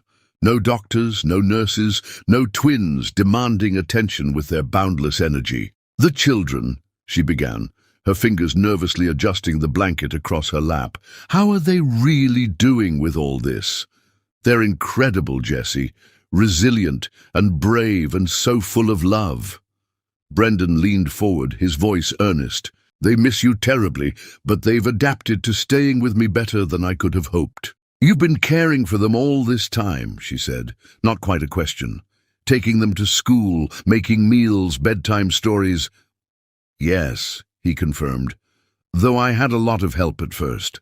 My assistant Miranda has been surprisingly good with Them, and they've been patient teachers about their routines and preferences. A small smile touched Jessie's lips. I bet Lily insisted on the right bedtime stories in the exact right order, and Leo organized his cereal by color before eating it, Brendan added, returning her smile, just like I used to do with M&Ms. The observation hung between them, highlighting what they both knew but hadn't directly addressed. You know, she said finally, her voice barely above a whisper, about them, about... That they're mine, Brendan completed gently. Yes, I had a DNA test done for the custody arrangements, but honestly, I knew the moment I really looked at them. Leo has my eyes exactly, and Lily makes the same expression I do when she's concentrating on something difficult. Tears filled Jessie's eyes, spilling onto her cheeks before she could stop them. I never meant for you to find out this way, she whispered. I was going to tell you after their birthday next month. I had it all planned. Brendan reached for her hand, his larger one enveloping her slender fingers with gentle pressure. I know. I found your letters. Her eyes widened. You went to the apartment. The twins needed clothes and Leo's asthma medicine. I found the box under your bed. He paused, gathering courage for what needed to be said. Jessie, why didn't you tell me? We could have figured something out together. She looked down at their joined hands, her thumb unconsciously stroking his knuckles, as she had done countless times during their relationship. I overheard you that night, talking to the board about the 5-year expansion plan, how children would derail everything you'd worked for. She met his gaze directly now, her eyes reflective rather than accusatory. I was going to tell you about the pregnancy that weekend. I had it all planned out, a special dinner, a gift with baby shoes. But after hearing how you felt about family potentially holding you back, I couldn't bear the thought of forcing you to choose. So you chose. For me, Brendan said softly, no judgment in his tone. I thought I was being selfless, she admitted. Looking back now, I see it was also fear. Fear that you might choose your company over us, or worse, that you might choose us, but grow to resent the sacrifice. Brendan was silent for a long moment, processing her words. How many times had he pictured this conversation over the past weeks? Yet now that it was happening, he found his prepared speeches inadequate for the emotions swirling between them. I wish you had trusted me enough to talk to me, he said finally. What you overheard was me parroting my mentor's advice about delayed family planning. I never examined whether I actually believed it myself. The truth is, I had already picked out a ring. I was going to propose that same weekend you were planning to tell me about the pregnancy. Jessie's face registered shock, followed by a pain so profound it physically hurt him to witness. We were so close to a completely different life, she whispered. I looked for you, Brendan continued, for months. But you'd changed your phone number, left your job, moved from your apartment. None of our mutual friends knew where you'd gone. I was afraid I'd weaken if I stayed connected to our old life, she admitted. That I'd give in and call you, burden you with a responsibility you weren't ready for. It wouldn't have been a burden, Jessie. It would have been a gift. His voice broke slightly on the words. These past few weeks with Leo and Lily have shown me what I've been missing all these years. Not just them, but the man I become when I'm with them. A better version of myself. Fresh tears filled her eyes, but before she could respond, excited voices echoed from the hallway. Mom, we brought you something! The twins burst into the room, each carrying small paper bags decorated with colorful drawings. The intimate moment between Brendan and Jessie dissolved as the children bounded onto the bed, careful of their mother's injuries, but unable to contain their excitement. Gentle, remember, Brendan reminded, watching as Jessie's expression transformed from emotional vulnerability to pure maternal love. We made you get better presents, Lily announced, presenting her bag with flourish. With help from Mr. Brendan, Leo added, giving credit with his characteristic fairness. As the twins showered their mother with handmade gifts and detailed stories of their morning at school, Brendan watched the interaction with a full heart. Their conversation wasn't finished, not by a long shot. There were years of separation to discuss, misunderstandings to clarify, and a future to cautiously consider. But seeing Jessie with their children, her eyes alight with love despite her physical pain, her attention fully focused on their excited chatter, Brendan felt a certainty he hadn't experienced in years. Whatever happened next, the four of them were inextricably connected, not just by biology or circumstance, but by something deeper, something that felt remarkably like family. Chapter 7. Healing Together. Home sweet home, Brendan said softly as he pushed open the door to his penthouse, wheeling Jessie in the hospital-mandated wheelchair. After 10 days in the hospital, she had finally been discharged with strict instructions for rest and physical therapy. The twins raced ahead, excited to show their mother all the changes they had made to Brendan's once minimalist space. "Look, Mommy, this is where we sleep," Lily called, pulling Jessie's wheelchair toward what had once been Brendan's home office, now transformed into a cheerful bedroom with 2 child-sized beds. "And Mr. Brendan put up our drawings on the special wall," Leo added, pointing proudly to the kitchen, where a large magnetic board displayed their artwork. Jessie's eyes took in every detail, the children's books stacked neatly on once pristine shelves, the collection of stuffed animals arranged on the couch, the family photos Brendan had printed and framed. For a moment, her expression was unreadable. "You've made a home for them," she said finally, her voice soft with something that might have been wonder or gratitude, or perhaps both. "I tried," Brendan admitted, suddenly self-conscious about his efforts. "Though I had a lot of help. The twins were very specific about their requirements." A small smile touched Jessie's lips. "I'm sure they were." The past week had been filled with cautious conversations between hospital visits and childcare, discussions about practical matters like Jessie's recovery needs and the twins' routines. They had agreed that staying at Brendan's penthouse made the most sense logistically, at least during her initial recovery. His home was more accessible than her third-floor walk-up, and this arrangement would minimize disruption for the twins, who had already settled into a routine with him. But deeper conversations about their shared past and uncertain future had been postponed by unspoken mutual agreement.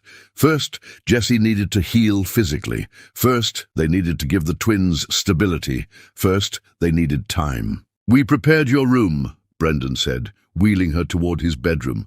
"I'll be staying in the guest room." The master suite had been modified with Jessie's recovery in mind. A hospital bed had been installed alongside the existing king-sized bed, adjustable for comfort while her broken ribs and pelvis healed. Her favorite books from her apartment sat on the nightstand, along with framed photos of the twins and a vase filled with fresh flowers. "You've thought of everything," she observed, taking in the thoughtful details. "The physical therapist will come 3 times a week," Brendan explained, helping her from the wheelchair to the bed, as the twins watched with solemn attention from the doorway. "And I've rearranged my schedule to work from home most days." "You didn't have to do that," Jessie protested. "Your company can survive without my physical presence for a while," he interrupted gently. "I've discovered the world doesn't end if I delegate more responsibility. Actually, some of my executives are thriving with the additional trust." Jessie studied his face, as if searching for something. "You've changed," she said finally. Before Brendan could respond, the twins bounded onto the bed, careful of their mother's injuries, but unable to contain their excitement at having her home. "Can we have a movie night?" Lily asked, snuggling against Jessie's uninjured side. "With popcorn and blanket forts like we do at home?" "Maybe not a fort tonight," Brendan suggested, seeing Jessie's fatigue despite her attempts to hide it. "But we could watch a movie in here." The TV rotates so you can see it from bed, he added to Jessie. That evening set the pattern for the days that followed. The twins orbited between Brendan and Jessie, bringing homework for her to review, showing Brendan their latest art projects, creating a new family dynamic that none of them had experienced before.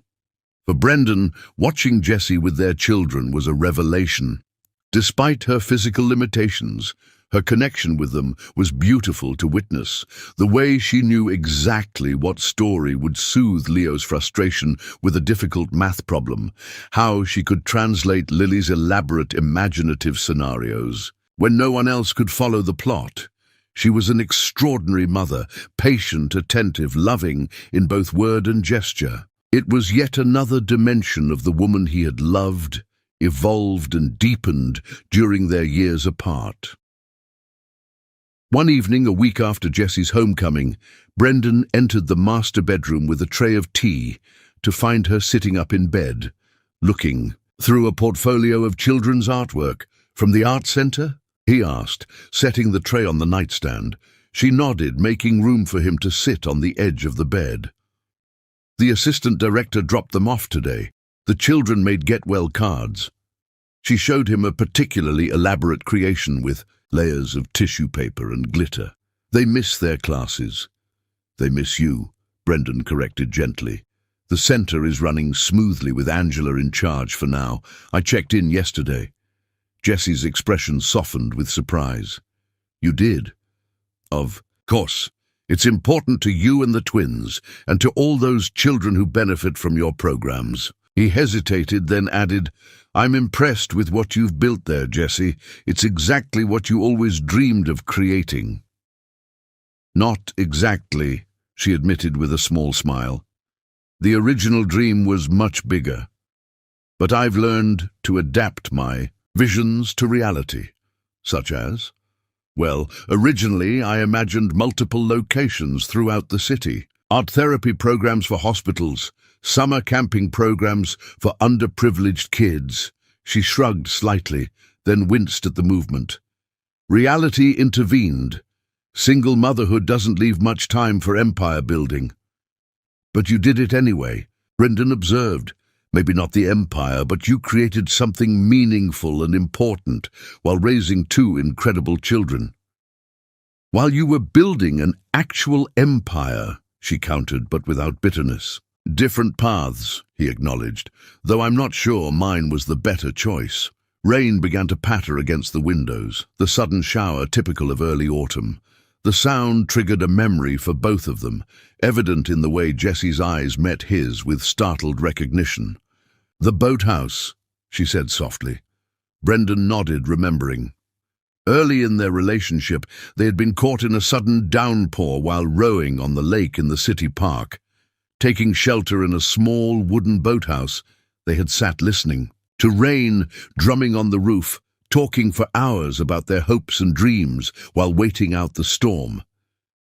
It was the first time they had said, "I love you," words whispered between rain-dampened kisses. "That was the day I knew," Brendan said quietly. "Knew what? That you were the one, that what we had was different from anything I'd experienced before." He looked down at his hands, then back to her face. "I never stopped loving you, Jessie. Even when I thought I should. Even when I tried." The admission hung between them, as gentle and persistent as the rain against the windows. Chapter 8. Love's Sweet Return. 3 weeks had passed since Jessie came home from the hospital. Autumn had fully arrived, painting the city in golds and crimsons visible from the penthouse's floor-to-ceiling windows. Inside, warmth flourished as a new family rhythm emerged, one that seemed both novel and somehow familiar, as if they had always been meant to find this harmony together. Jessie's recovery progressed steadily. She had graduated from the wheelchair to a walker, and now moved carefully with just a cane, her determination evident in every painful but purposeful step during physical therapy sessions. The twins cheered her progress, creating construction, paper medals for each new milestone achieved. For Brendan, these weeks had been a revelation. The man who once measured success in stock prices and market share now found himself taking immense pride in perfectly packed school lunches and bedtime. Stories delivered with all the right voices. Most surprisingly, his company hadn't suffered from his reduced hours and remote work. If anything, the forced delegation had strengthened his executive team. This particular evening, after the twins had finally fallen asleep following multiple last stories and water requests, Brendan found Jessie on the penthouse balcony. She stood with her cane, wrapped in a thick cardigan against the autumn chill, gazing at the city lights below. "Should you be standing so long?" he asked, coming to stand beside her. "Probably not," she admitted with a small smile.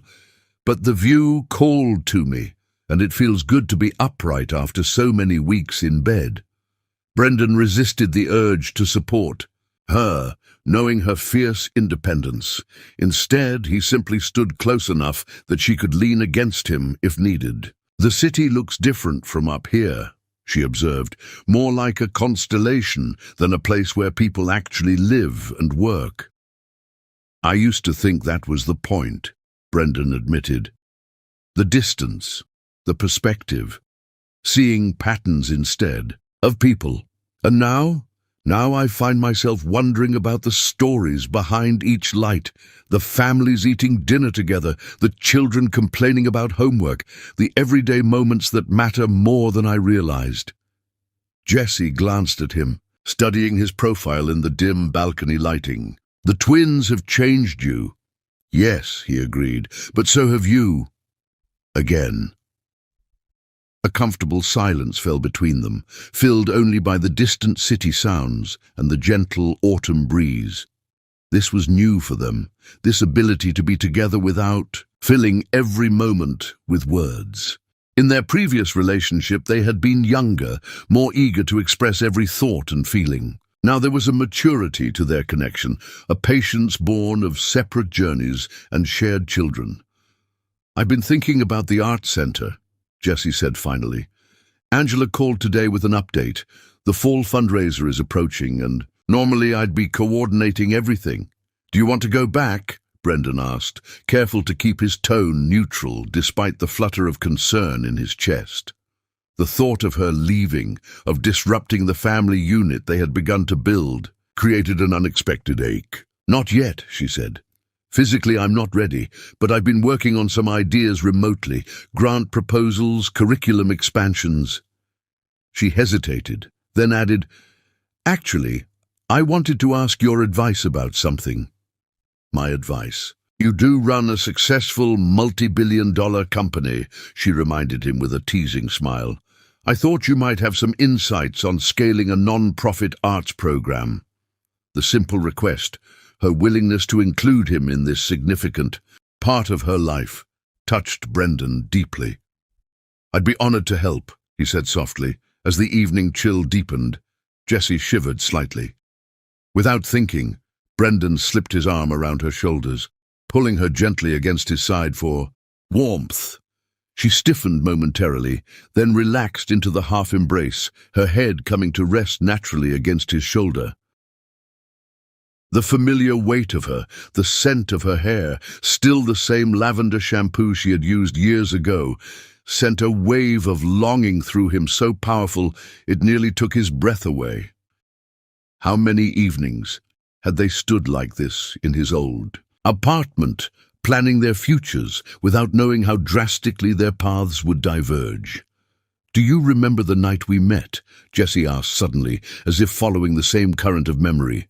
Brendan smiled in the darkness. "The charity gala, you spilled champagne on my suit. And you were such a snob about it," she laughed softly, "all concerned about the expense when we were literally at an event to raise money for homeless children." "I was insufferable," he agreed. "You shocked me out of my complacency. And then you shocked me by asking for my number instead of sending me a dry cleaning bill." "Best decision I ever made," Brendan said, his voice dropping to a whisper. Jessie turned slightly to face him, still within the circle of his arm. In the city glow, her eyes searched his with a question he couldn't quite decipher. "Brendan," she began hesitantly, "what are we doing?" The simple question held worlds of complexity. What were they to each other now? Co-parents, friends, former, lovers finding their way back to something new? "I'm not sure," he answered honestly. "I just know that having you and the twins here feels right, in a way nothing has for 5 years. Her expression softened. "It does feel right," she admitted, "but it's complicated. We're different people now. I'm not the carefree art student you fell in love with, and you're not the ambitious entrepreneur with something to prove." "No," he agreed. "We're more now, deeper, tested." A gust of autumn wind swept across the balcony, causing Jessie to lean more heavily against him. Brendan tightened his arm around her, supporting her weight without comment. "We should go inside," he suggested. "You shouldn't get chilled during recovery." But neither moved, caught in the fragile moment between past and future, between caution and possibility. "The twins have been asking questions," Jessie said after a moment. "About us. About why you and I aren't like other parents." "What kind of questions?" "Leah wanted to know if you're going to be their real dad now or just a special friend. And Lily asked if we were going to have a sleepover in the same room like her friend's parents do." Brendan's heart quickened. "What did you tell them?" "That grown-up relationships are complicated. That we care about each other very much, but we're still figuring things out." She looked up at him. "Was that okay?" "It was perfect," he assured her. "Honest, but hopeful." The word hung between them.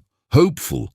Were they allowed to hope for something more than a cordial co-parenting arrangement after all the misunderstandings and lost years? "I should get some rest," Jessie said finally, though she made no move to leave his side. "Physical therapy in the morning." "I'll walk you back," Brendan offered, still keeping his arm around her as they moved carefully through the balcony doors. In the hallway outside the master bedroom that had become Jessie's recovery room, they paused. The moment felt significant somehow, poised on the edge of something neither was quite ready to name. "Thank you," Jessie said softly. "Not just for tonight, but for everything. Taking in the twins, supporting the art center, making space in your life for us." "You don't need to thank me for loving my own children," Brendan replied, "or for caring about what matters to you." Their eyes met, and for a heart-stopping moment, Brendan thought he might lean down and kiss her. Thought she might. Welcome it even. But the sound of small footsteps interrupted the moment. "Mommy!" Lily appeared in the hallway, clutching her unicorn stuffed animal. "I had a scary dream." The spell broken, Jessie turned to their daughter with maternal concern. "Come on, sweetheart. You can tell me all about it." As Jessie guided Lily back to bed, Brendan watched them go with a mixture of disappointment and tenderness. Whatever was rekindling between him and Jessie would need to unfold at its own pace, with the twins' well-being at the center of every decision. Later that night, as Brendan lay awake in the guest room, his thoughts circled back to the almost moment. On the balcony, the way Jessie had felt in his arms, both familiar and new, the unspoken possibility humming between them. 5 years ago, he had lost her through careless words and unexamined priorities. This time, he would be patient. This time, he would listen more carefully, love more deliberately. This time, they had 2 perfect reasons to get it right. Chapter 9. Hearts Laid Bare. The autumn morning dawned bright and clear, sunlight streaming through the penthouse windows as Brendan helped the twins with breakfast. 6 weeks had passed since Jessie's accident, and their improvised family routine had taken on a comfortable familiarity. Jessie, now moving with only occasional use of her cane, sat at the kitchen island, reviewing grant proposals for the art center, while Brendan packed school lunches. "Remember, it's show and tell day," Lily reminded them, carefully selecting a painted rock from her collection to bring to class. And science club after school, Leo added, methodically spreading peanut butter to the very edges of his sandwich. Bread. The domestic tranquility of the scene was interrupted by the sharp ring of the doorbell, unusual for early morning in the secured building. "I'll get it," Brendan said, wiping his hands on a kitchen towel. "Probably just a package." When he opened the door, however, he found himself facing his mother, elegant as always, in a designer suit despite the early hour. Victoria McKeon rarely visited without advance notice, and her unexpected appearance immediately put Brendan on alert. "Mother," he greeted her, leaning down to accept her perfunctory cheek kiss. "This is a surprise." "Clearly," she replied, her keen eyes taking in his casual attire and the sounds of children's voices from the kitchen. "I've been trying to reach you for weeks, Brendan. Your assistant keeps telling me you're working from home indefinitely, which we both know is unlike you." Before Brendan could respond, the twins appeared in the hallway, curious about their visitor. "Who are you?" Lily asked with characteristic directness. Victoria's gaze fixed on the children, her expression shifting from surprise to careful assessment. "I'm Victoria McKeon, Brendan's mother." Her eyes narrowed slightly as she studied their features. "And you must be—" "I'm Leo. And this is my sister Lily," Leo offered politely. "We're staying here while our mum gets better." Understanding dawned in Victoria's eyes as she looked back at her son. "I see. Perhaps we should talk privately." "The twins need to finish breakfast before school," Brendan deflected, reluctant to engage in whatever conversation his mother clearly intended to have. "Why don't you join us in the kitchen?" In the kitchen, Jessie looked up from her work immediately, tensing at Victoria's arrival. Though they had never met, Brendan had shared enough about his mother for Jessie to recognize the formidable woman on sight. "Mother, this is Jessie Lou." Brendan made the introduction with deliberate casualness. "Jessie, my mother, Victoria McKeon." "Ms. Lou," Victoria acknowledged with a nod that managed to be both polite and coolly assessing. "I understand you've been recovering from an accident." "Yes," Jessie replied with equal politeness. "Brendan has been incredibly supportive during my recovery." A loaded silence fell as Victoria took in the domestic scene before her. The children's artwork magnetized to the refrigerator, Jessie's paperwork spread across the counter, the easy familiarity with which her son moved through the space alongside. This woman and her children. "Twins, we need to finish getting ready for school," Brendan said, sensing the building tension. "Leo, don't forget your science journal." "Lily, shoes on, please." With practiced efficiency, he guided the children through their morning routine, while Victoria watched with undisguised curiosity. Jessie gathered her papers, clearly uncomfortable under the older woman's scrutiny. "I should give you privacy for your visit," she said, reaching for her cane. "I'll be in my room if the twins need anything before they leave." "Nonsense," Victoria interjected smoothly. "I'd like to get to know you better, Ms. Lou. Perhaps after Brendan takes the children to school, we could have a chat?" The suggestion, delivered as a polite invitation but clearly a demand, sent a visible wave of apprehension through Jessie.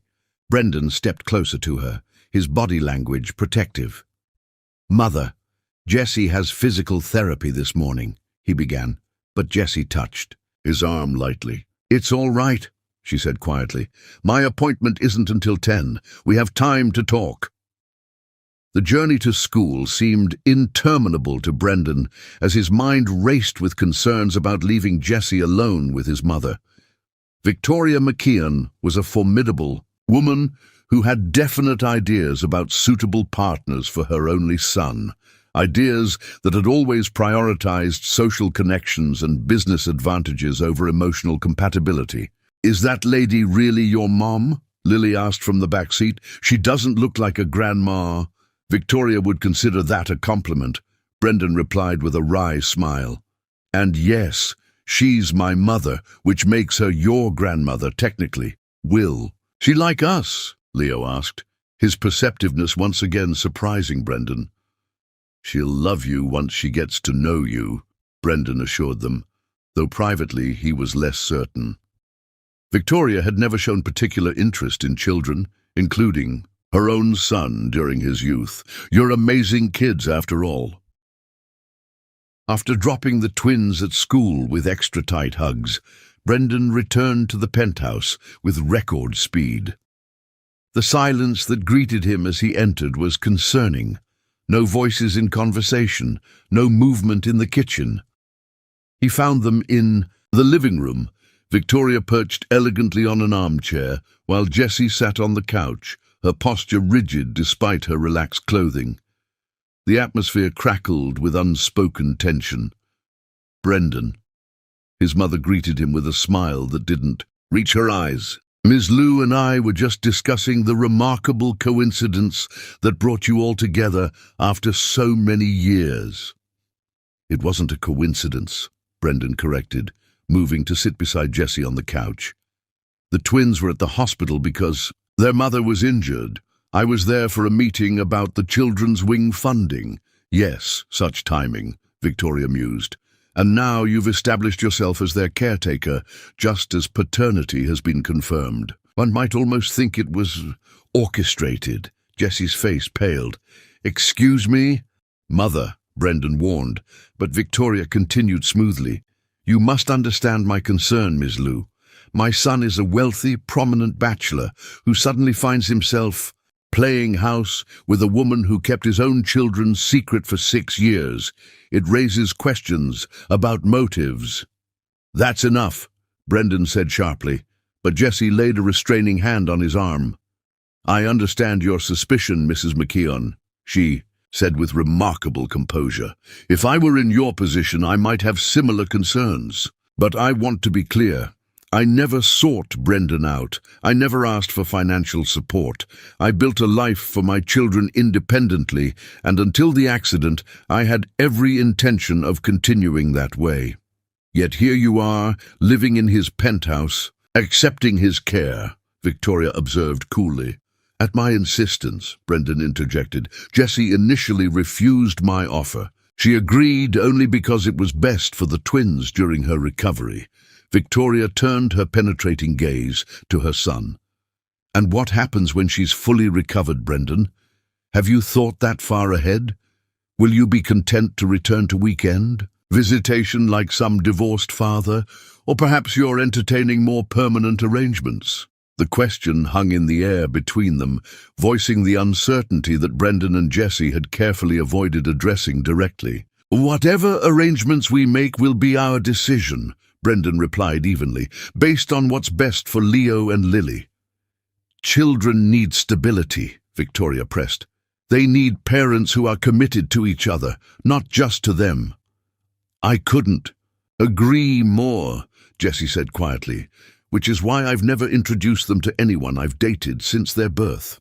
They deserve parents who truly love each other, not just a convenient arrangement." The implication that she wouldn't stay with Brendan merely for the children's sake or financial security was clear.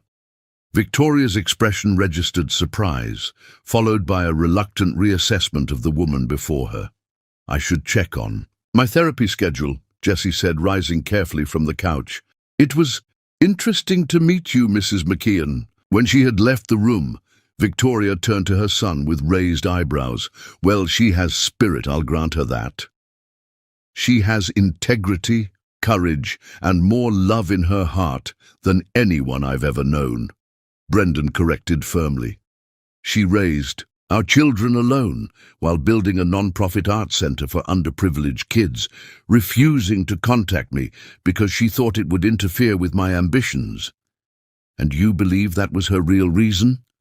Not fear that you would reject her? Or calculation about when to reveal her hand? I've read her letters, Mother. I've seen how she lived. There was no calculation, only sacrifice." Brendan leaned forward, his voice intense. "She was planning to contact me after the twins' birthday next month. The accident only accelerated our reunion." Victoria studied her son's face with the shrewd assessment that had made her formidable in both business and social circles. "You're in love with her still," she stated, rather than asked. After all these years. I never stopped, Brendan admitted quietly. Even when I thought I should. Victoria sighed, adjusting her bracelet with practiced elegance. Love isn't always enough, Brendan. You know that. There are practical considerations. Legal, financial, social. I don't care about any of that. You should. Those children, your children, deserve protection, legal recognition, inheritance rights, social standing. They'll have all of that, Brendan assured her, whether Jessie and I are together or not. And what do you want? Victoria asked, her voice softer now, showing a rare glimpse of genuine maternal concern. Brendan looked toward the hallway where Jessie had disappeared. I want my family, he said simply. The family I didn't know I had until 6 weeks ago. The family I would have had all along if I'd been more careful with my words, more honest about my priorities. Victoria was silent for a long moment, considering. Then she reached for her handbag, a signal that the conversation was concluding. Your father would be surprised, she said finally. He always thought you took after him. Ambition before sentiment. But perhaps you're more like me than either of us realized. Like you? Brendan echoed, surprised. A small, wistful smile crossed Victoria's usually composed features. I gave up a promising legal career to marry your father and raise you. It wasn't a sacrifice everyone understood or approved of, but I never regretted choosing love over ambition. The revelation that his mother's characteristic perfectionism and social striving might have stemmed from channeling frustrated professional ambitions shifted something in Brendan's understanding of his childhood. I should go, Victoria said, rising gracefully. I have a foundation meeting at noon, but I'd like to have dinner with all of you soon, get to know my grandchildren properly. After his mother departed, Brendan found Jessie in the master bedroom, sitting at the window seat with her gaze fixed on the city below. I'm sorry about that, he said, joining her. My mother can be protective, Jessie supplied. She loves you. In her way, Brendan agreed. A silence fell between them, comfortable at first, then increasingly weighed with unspoken thoughts. She wasn't entirely wrong, Jessie said finally, her voice soft but steady. We haven't really talked about what happens next, about our arrangement once I'm fully recovered. What do you want to happen? Brendan asked, his heart speeding up. As he finally voiced the question they had been circling for weeks, Jessie turned to face him, her dark eyes serious. I want what's best for the twins. They love being here with you. They're thriving with both of us in their lives. But that's not what I asked, Brendan said gently. What do you want, Jessie? Not as a mother, but as a woman. Her eyes glistened, suddenly with unshed tears. That's the problem, isn't it? I've been a mother for so long, I'm not sure I remember how to be just a woman anymore. I remember, Brendan said, reaching for her hand. I remember the woman who challenged me to see beyond my privilege, who taught me that true wealth is measured in human connection, not dollar signs, who loved fiercely and completely, holding nothing back. That woman didn't have children dependent on her choices, Jessie whispered. She could afford to risk her heart. And now I'm terrified, she admitted, the raw honesty in her voice striking him to the core. Terrified that if we try to be a family, a couple, and it doesn't work, the twins will be devastated. They already love you so much, Brendan. If they lost you, they won't lose me, he promised. No matter what happens between us, I will always be their father. And if we try, and you realize that domesticity isn't what you imagined, if you miss your freedom, your old life. Brendan recognized the fear behind her questions, the same fear that had driven her to leave 6 years ago, rather than risk being resented. Jessie, he said, taking both her hands in his, these past weeks with you and the twins have been the happiest of my life, not because it's been easy or perfect, but because it's been real. Messy breakfast conversations, bedtime negotiations, school projects and sibling squabbles and all of it. I don't miss my old life. I don't even recognize the man I was before you three came back into my heart. Tears spilled onto her cheeks now, but she made no move to wipe them away. I'm afraid to believe you, she whispered. Afraid to hope for something I've dreamed about. For so long. Then let me prove it to you, Brendan said, releasing her hands to reach for his phone. Come with me tonight. There's something I want to show you. The twins. Miranda has already offered to stay with them, just for a couple of hours. Curiosity overcame her hesitation. Where? It's a surprise, he said with a gentle smile. But I promise it's worth braving my mother's interrogation this morning. That evening, after reassuring the twins that they would return before bedtime, Brendan drove Jessie across the city. The autumn sunset painted the sky in spectacular golds and crimsons, reflecting off glass buildings and turning ordinary streets into pathways of light. Where are we going? Jessie asked again as they left the downtown area, heading toward a developing neighborhood she didn't immediately recognize. Patience, Brendan replied with a mysterious smile. We're almost there. He pulled up before a construction site surrounded by chain-link fencing. A partially renovated building stood, illuminated by safety lights, its brick facade suggesting early 20th century industrial architecture now being reclaimed. What is this place? Jessie asked, as Brendan helped her from the car, making sure she had her cane for the uneven ground. This, he said, unlocking the fence gate with a key she hadn't known he possessed, is the future Rainbow Bridge Community Arts Center, or rather its expanded headquarters. Jessie stopped in her tracks, her expression one of complete shock. What? Come inside, he urged gently. It's more impressive in there. The interior was clearly under construction, but strategic lighting had been set up to showcase architectural features and newly created spaces. What had once been a factory floor was being transformed into multiple studio spaces. Former offices were becoming classrooms. The high ceilings and abundant windows would provide perfect natural light for artistic creation. I don't understand, Jessie said, turning slowly to take in the vast space. This building wasn't even for sale when I looked at expansion locations last year. It came on the market 2 weeks ago, Brendan explained. When you mentioned your original dream of multiple locations and expanded programs, I had my real estate division look into available properties near your current center. You bought this? She asked, her voice barely above a whisper. The McKeon Foundation did, he clarified, as an investment in arts education for underserved communities. The foundation will own the building, but Rainbow Bridge will have a 99-year lease at $1 per year, with options for expansion into the adjacent property as your programs grow. Jessie's hand trembled as she reached out to touch a newly constructed wall. Why? Brendan moved to stand before her, his expression earnest and open. Because I believe in your vision, Jessie.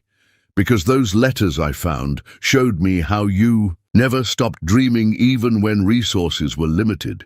Because every child deserves the chance to find their voice through art, the way you've helped Leo and Lily find theirs. Tears filled her eyes again, but these were different. Tears of wonder and overwhelming emotion. This is too much, Brendan. It's not a gift, he said carefully. It's an investment in something I believe in. The Foundation Board reviewed your organization's financials and program outcomes. This was approved based on merit, not personal connection.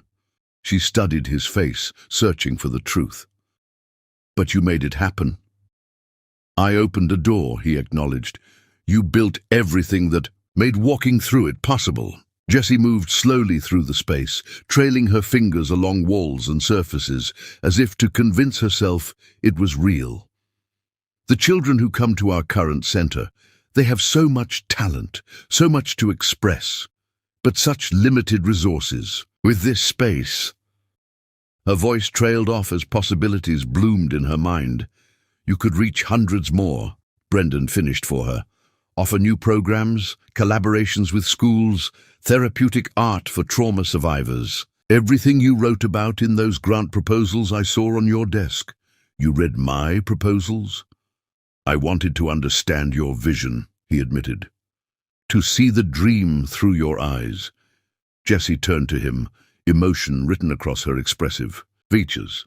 No one has ever... She swallowed hard. No one has ever taken my dreams so seriously before. I should have 6 years ago, Brendan said softly. I should have seen that your ambitions were every bit as valid and important as mine, that we could have built our dreams together, side by side, supporting each other. I was young and foolish, and caught up in what success was supposed to look like. He stepped closer, his eyes never leaving hers. But I'm not that man anymore, Jessie. These weeks with you and the twins have shown me what really matters, what true success looks like.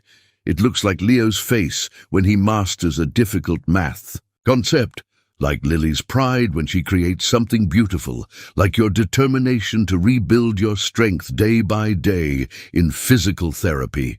His voice grew husky with emotion. It looks like the family we could be, should have been all along, if we're brave enough to try again. Jessie's breath caught audibly. Are you saying...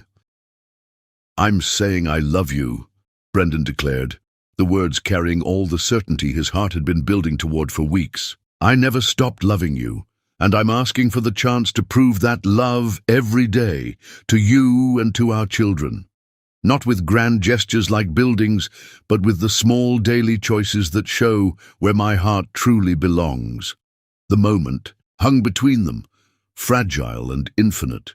Then Jessie reached up, her hand trembling slightly as she touched his face with gentle fingertips. I never stopped loving you either, she whispered. Even when it hurt. Even when I thought I'd never. See you again. Brendan's heart soared at her words, but he could still see hesitation in her eyes. But love isn't always enough. She echoed Victoria's earlier sentiment. What if we try and fail? What if the reality of daily life together doesn't match? This beautiful moment, then we'll work through it, Brendan promised, together, one day at a time. He took her hand from his cheek and placed it over his heart. I'm not asking for forever tonight, Jessie. I'm just asking for a chance to build toward it, to show you and the twins that my love isn't conditional or temporary or based on some idealized version of family life. The twins will be overjoyed, Jessie said with a watery smile. They've been dropping increasingly unsubtle hints about us being real parents, like their friends have. And what about their mother? Brendan asked, his voice gentle but pressing.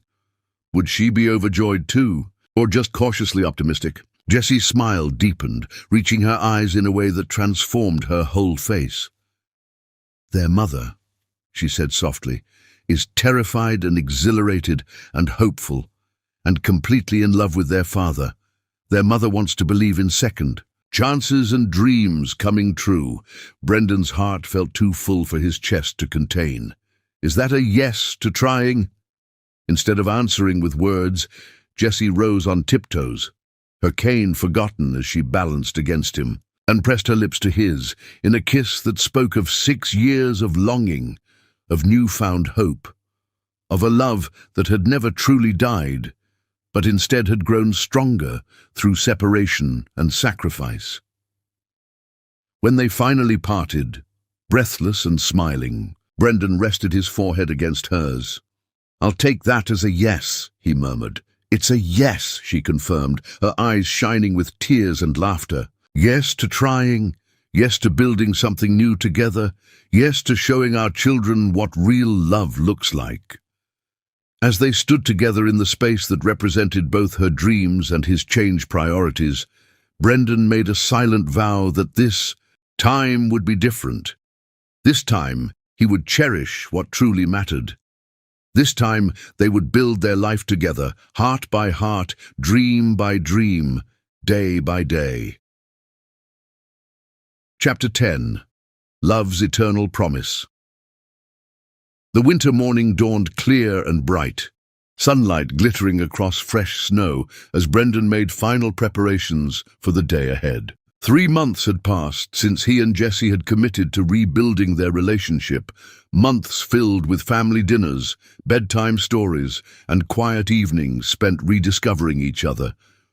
Today marked the official opening of the expanded Rainbow Bridge Community Arts Center, Jessie's dream transformed into reality through her vision and his resources.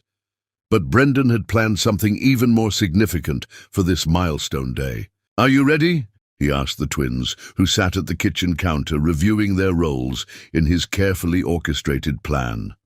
Both nodded solemnly, their expressions showing the gravity with which they approached their special mission. "Remember," Leo said, "timing is critical for optimal impact." "And Mom can't suspect anything," Lily added, her eyes bright with excitement. Jessie entered the kitchen then, radiant in the deep blue dress she'd chosen for the opening ceremony.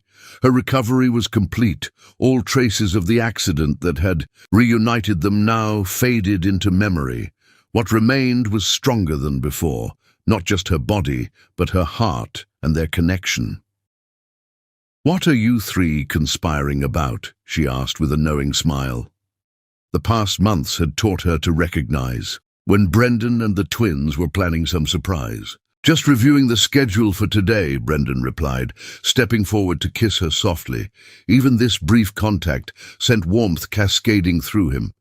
"You look beautiful." The drive to the arts center was filled with the twins' excited chatter about the student performances planned for the opening. Jessie listened attentively, though Brendan noticed the nervous energy in her fingers as they tapped against her purse. This day represented years of her work, culminating in something extraordinary.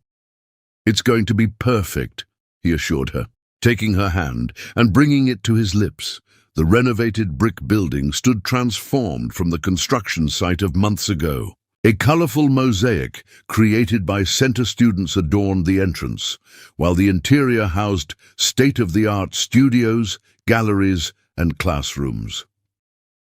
"We have an hour before the mayor arrives," Brendan said casually, after they'd completed a quick inspection. "I thought we might visit the park across the street first. The snowfall last night made it beautiful." Though Jessie gave him a curious look, she agreed readily enough. The small park had been part of their planning for the center, providing green space for outdoor classes in warmer weather. What she didn't know was how Brendan had transformed it overnight. "Look!" Lily exclaimed as they approached the park's center garden. "It's like a fairy house." A white wooden gazebo now stood where there had previously been only an open space. Winter greenery and twinkling lights adorned its frame, and within, something caught the morning light. Dozens of photographs hanging from delicate ribbons, gently swaying in the winter breeze. "Brendan!" Jessie's voice held wonder and question as they drew closer. "Let's take a look," he suggested, his heart accelerating. Months of planning had led to this moment. Inside the gazebo, the hanging photographs told their story. Brendan and Jessie in their early relationship, laughing in the rain, dancing under stars. The twins as newborns, as toddlers, as the remarkable 6-year-olds they now were. And most recently, the 4 of them together, ice skating, building forts, in the living room, creating the family that should have been all along. "Our story," Jessie whispered, moving slowly through the space, touching photos with gentle fingers. "Past, present, and future," Brendan completed, nodding to the twins. With practiced coordination, Leo and Lily reached into their coat pockets, producing small velvet boxes as they moved to stand on either side of their father. "Jessie," Brendan began, taking her hands in his as wonder bloomed across her beautiful face. "6 years ago, we lost our way through misunderstanding and circumstance. For 6 years, I built an empire while feeling emptier with each success. For 6 years, you raised our children with love and wisdom, creating both a family and a community legacy." He squeezed her hands gently, his eyes never leaving hers. "When fate brought us back together, I thought I was rescuing two children in need. Instead, they rescued me from a half-lived life. You rescued me by showing me what truly matters. The three of you saved each other, Jessie whispered, tears gathering in her eyes. And now, we want to save you too, Lily announced with childish earnestness.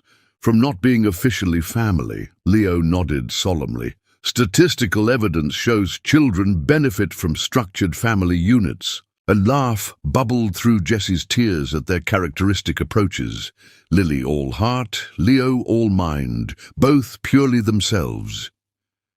Brendan released Jessie's hands to reach into his pocket, withdrawing an aged velvet box that made her eyes widen. In recognition, I bought this 6 years ago, he confirmed. The weekend I planned to propose was the same weekend you were going to tell me about the pregnancy. It's been waiting all this time, just like my heart has been waiting for you. Opening the box revealed a vintage sapphire ring surrounded by delicate diamonds, the blue stone exactly matching her eyes. Kneeling before her in the snow-dusted gazebo, surrounded by the visual timeline of their love, Brendan looked up at the woman who had always held his heart. Jessie Lou, these past months have shown me that second chances are the most precious gift life offers. I love not just who you were when we first met, but who you've become. The strongest, most loving person I've ever known. Will you marry me? Will you make our family complete in every way? The twins could contain themselves no longer, moving, to stand beside him with hopeful expressions. Please say yes, Mommy, Lily pleaded.